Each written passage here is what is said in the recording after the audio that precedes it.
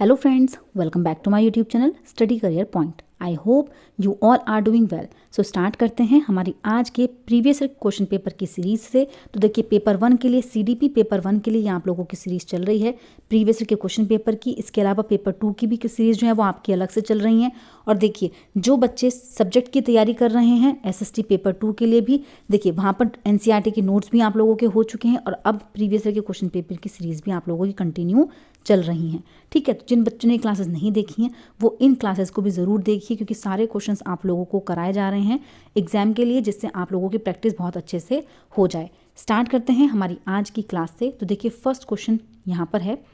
देखिए अभिकथन ए दिया गया है, किसी संप्रत्यय पर चर्चा करते समय अध्यापिका को विभिन्न परिवेशों से संबंधित उदाहरण देने चाहिए। देखिए बिल्कुल सही है, जितने एग्जाम्पल आप बच्चे को देते हैं, ठीक है, चर्चा करते हैं तो वो क्या हो जाता है, बच्चे की मीनिंगफुल लर्निंग में हेल्प करता है। तो यहाँ पर कथन ए तो बिल्कुल सही है। तर्क दिया गया है, अधिगमकर्ता शिक्षा के साथ एक जुड़ाव की भावना विकसित कर पाते हैं अगर उनके सामाजिक सांस्कृतिक परिवेश से संबंधित उदाहरणों और अनुभवों को चर्चा में शामिल किया जा सके। देखिए जब बच्चे की हम रियल लाइफ से चीज़ों को जोड़ते हैं तो वहाँ पर भी क्या होती हैं, चीज़ें इफेक्टिव होती हैं। तो देखिए यहाँ पर कथन और कारण दोनों सही हैं और यहाँ पर तर्क जो आर है वो ए की सही व्याख्या कर रहा है। ऑप्शन नंबर 1 जो है यहाँ पर बिल्कुल सही है। नेक्स्ट क्वेश्चन देखते हैं।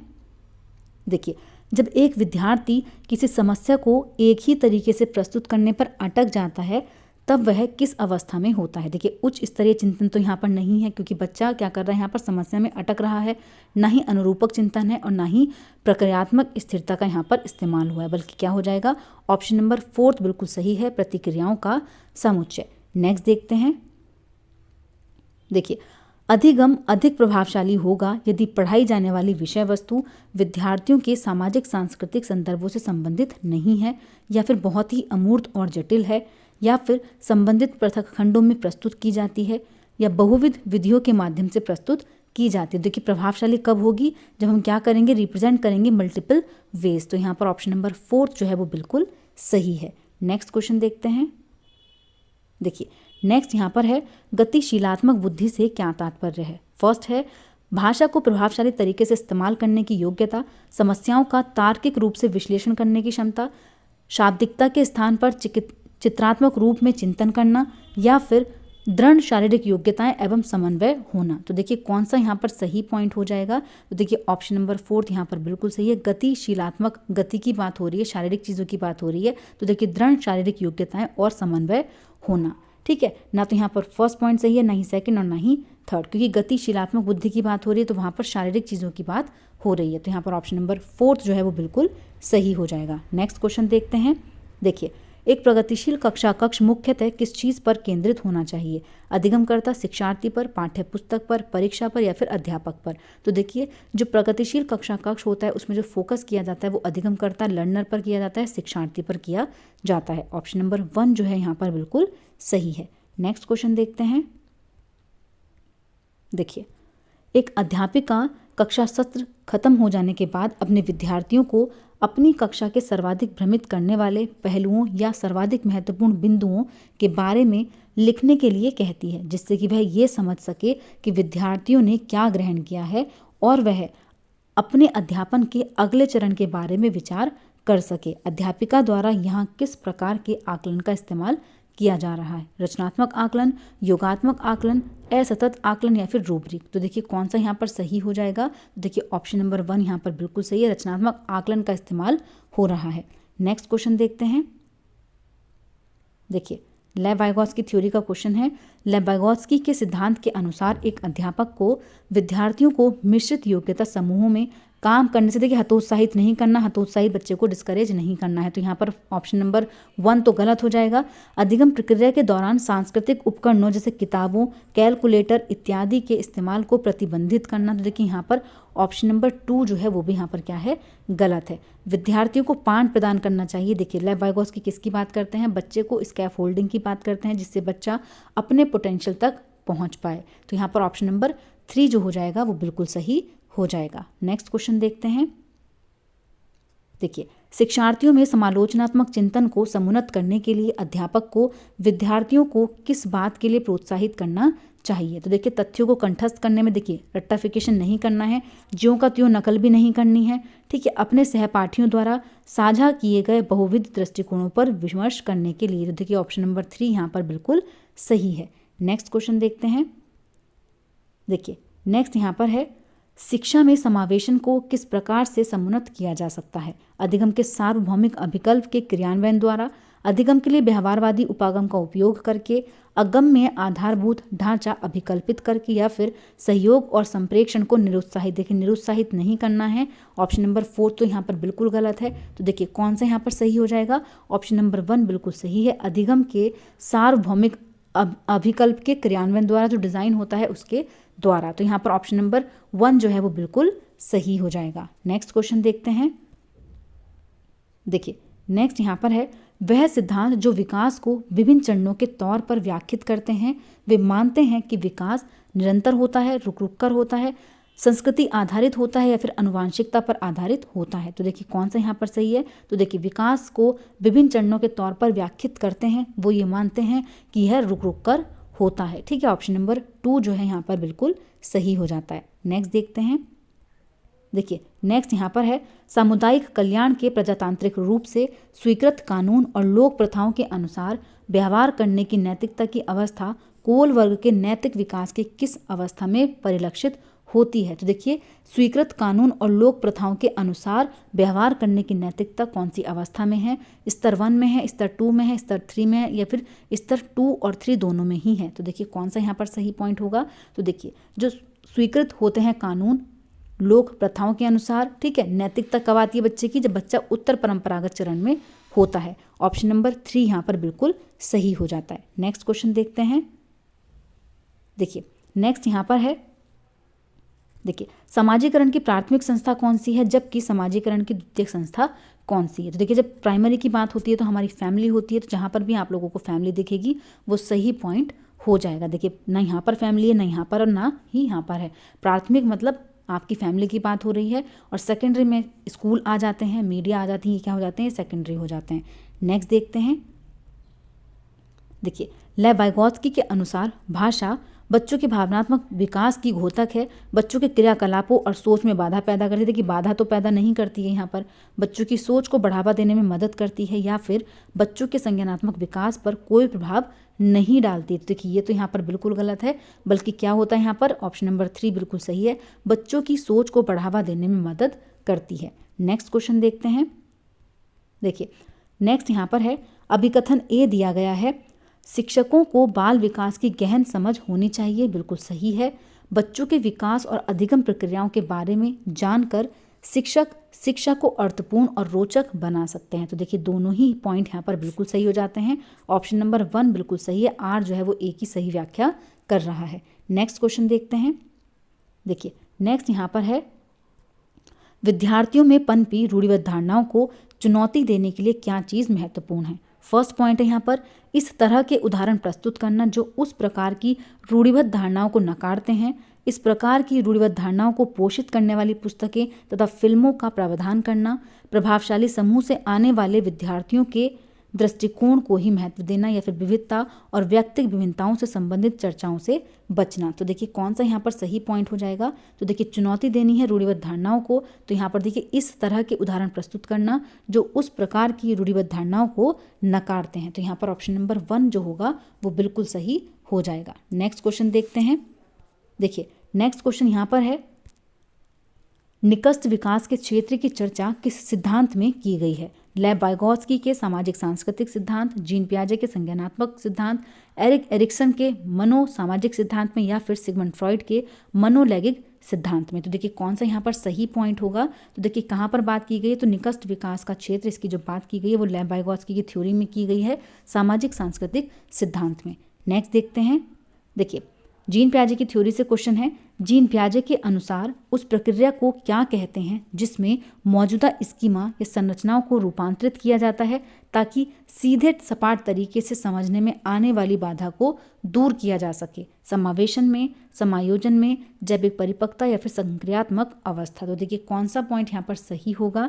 तो देखिए जीन पियाजे के अकॉर्डिंग जिसमें मौजूदा स्कीमा या संरचनाओं में रूपांतरण किया जाता है तो उसको कहा जाता है समायोजन। ऑप्शन नंबर 2 जो है यहाँ पर बिल्कुल सही है।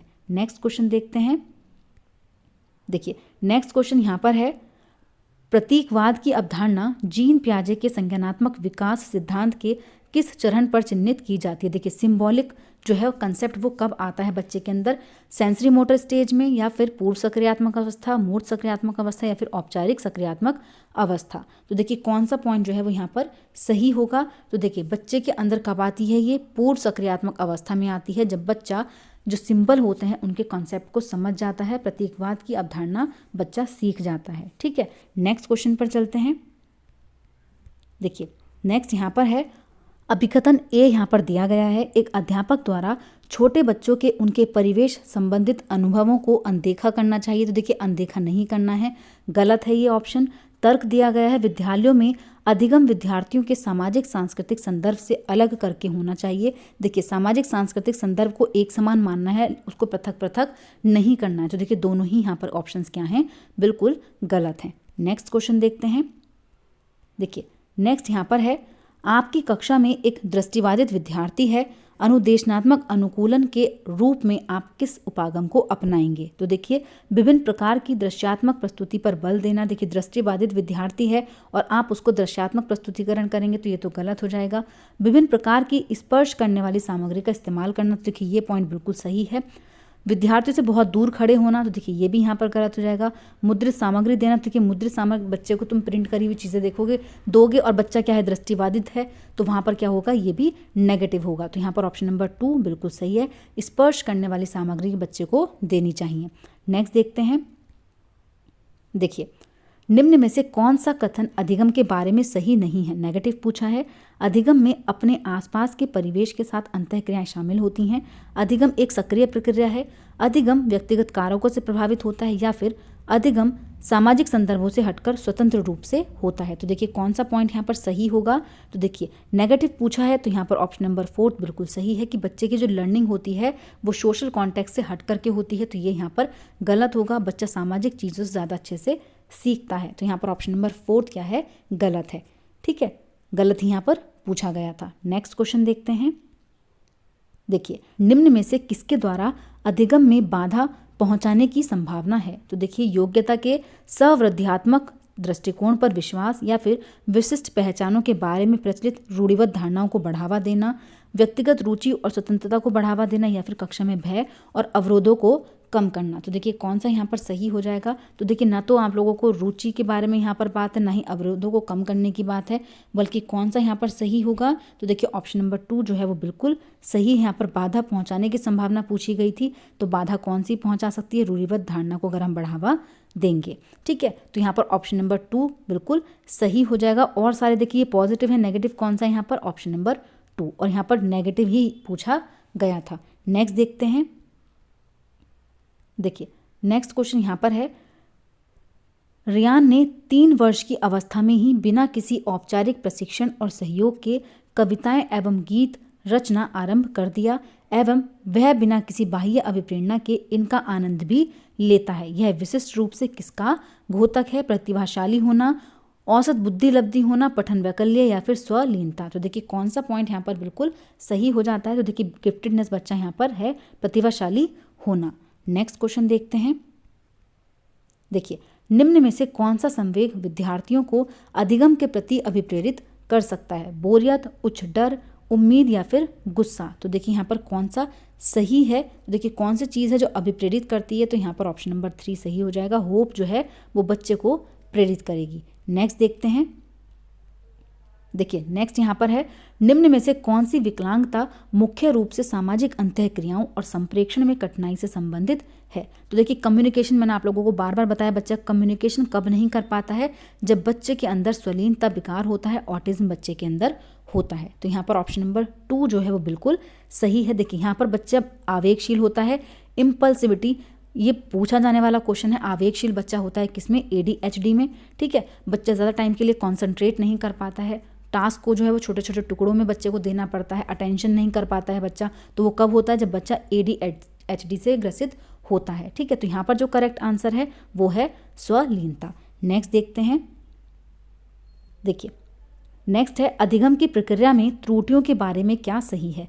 त्रुटियों की कोई भूमिका नहीं है। देखिए बच्चा मिस्टेक करके ही सीखता है, एरर करके ही सीखता है, तो यहाँ पर भूमिका नहीं है, तो ये तो गलत है। त्रुटियां अर्थपूर्ण हैं और उन पर चर्चा होनी चाहिए। अध्यापक द्वारा त्रुटियों पर ध्यान नहीं दिया जाना चाहिए। देखिए त्रुटियों पर ध्यान न देना बिल्कुल गलत चीज़ है, तो यहाँ पर थर्ड भी बिल्कुल गलत है। त्रुटियों को नकारात्मक पुनर्वलन द्वारा संबोधित किया जाना चाहिए, तो देखिए ये भी यहाँ पर नेगेटिव हो जाता है, क्योंकि देखिए त्रुटियां जो होती हैं वो मीनिंगफुल होती हैं, इनको डिस्कस किया जाना चाहिए। तो ऑप्शन नंबर 2 यहाँ पर बिल्कुल सही है। नेक्स्ट क्वेश्चन देखते हैं। देखिए विद्यार्थियों की स्वयं के अधिगम पर विमर्श चिंतन करने की योग्यता को क्या कहा जाएगा? ध्यान देना, कंठस्थीकरण, अधिसंज्ञान या फिर विस्मरण। तो देखिए यहाँ पर कौन सा पॉइंट सही है? तो 22 का जो आंसर हो जाएगा वो हो जाएगा ऑप्शन नंबर 3 मेटा कॉग्निशन। जब बच्चा स्वयं के अधिगम पर विमर्श चिंतन करता है तो इस योग्यता को कहा जाता है मेटा कॉग्निशन। नेक्स्ट क्वेश्चन देखते हैं। देखिए नेक्स्ट यहाँ पर है, निम्न में से कौन सा कथन अभिप्रेरित शिक्षण की पहचान नहीं है? देखिए नेगेटिव पूछा है। विद्यार्थी बहुत से प्रश्न पूछते हैं, कक्षा में एकदम सन्नाटा, यहाँ तक कि जब अनुभव साझा करने के लिए कहा जाए तब भी शिक्षार्थियों को अपनेपन का बोध हो, या फिर विद्यार्थी पूर्व अधिगम और नवीन अधिगम में अंतर पाते हैं। तो देखिए कौन सा यहाँ पर नेगेटिव है? तो देखिए ऑप्शन नंबर 2 यहाँ पर बिल्कुल गलत हो जाएगा कि कक्षा में एकदम सन्नाटा हो, यहाँ तक कि जब अनुभव साझा करने के लिए कहा जाए तब भी। तो यहाँ पर ये चीज़ क्या है? नेगेटिव है। इसके अलावा देखिए सारे ही पॉइंट यहाँ पर क्या हैं? बिल्कुल सही हैं। नेक्स्ट और देखिए लास्ट क्वेश्चन है आज का। देखिए अवलोकन द्वारा अधिगम को सुसाध्य करने हेतु एक अध्यापक को अधिगमकर्ताओं को सबसे पहले क्या करने का सुझाव देना चाहिए? उनके द्वारा अनुकरण की नई क्रियाओं का आकलन, प्रतिमान की क्रियाओं पर ध्यान देना, प्रतिमान की क्रियाओं को याद करना, या फिर प्रतिमान की क्रियाओं का अनुकरण और अभ्यास करना। तो देखिए कौन सा यहाँ पर सही है? ऑप्शन नंबर 2 जो है वो सही हो जाएगा, प्रतिमान की क्रियाओं पर ध्यान देना। ठीक है, ऑप्शन नंबर 2 जो है वो यहाँ पर बिल्कुल सही है। तो देखिए आई होप आप लोगों को चीज़ें समझ में आई होंगी। आज की क्लास हम लोग यहीं पर कंप्लीट करते हैं। अगर आपको मेरी क्लास अच्छी लगी हो तो प्लीज़ मेरे चैनल को लाइक करें, सब्सक्राइब करें और शेयर करें। ऐसी ही और वीडियोस के लिए मेरे चैनल पर बने रहिए। Thank you.